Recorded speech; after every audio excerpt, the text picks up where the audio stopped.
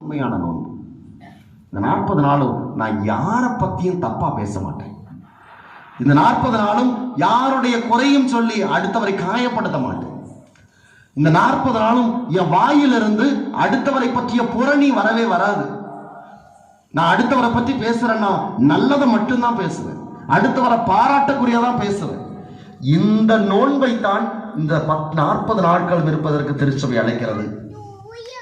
எனவே இந்த நோன்பு இருப்பதற்கு முயற்சி எடுப்போம். ஒவ்வொரு நாளும் நம்மை நாமே சுய ஆய்வு செய்வோம். இரவு படுப்பதற்கு முன்னால் இன்றைக்கு நான் பேசிய வார்த்தை யாரையாவது காயப்படுத்தி இருக்குதா?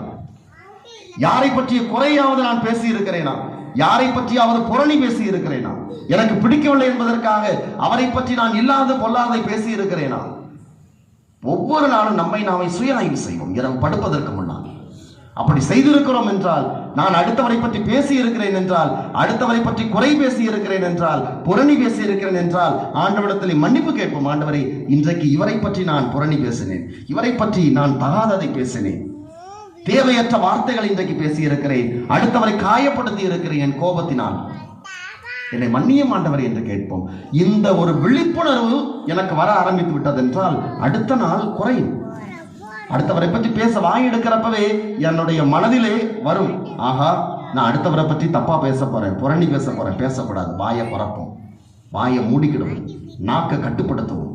இந்த ஒரு விழிப்புணர்வு இயல்பாகவே வர ஆரம்பிக்கும். எனவே இந்த 40 நாட்களுக்கும் இதை ஒரு விரதமாகவே எடுத்து செய்வோம். வார்த்தை நோன்பு, இந்த ஒரு விரதம். என் நாவை விரதம் காக்கிறேன், நான் பேசுகிற பேச்சிலே நான் விரதம் இருக்கிறேன். இந்த ஒரு விரதத்தை எடுப்போம். இரண்டாவது,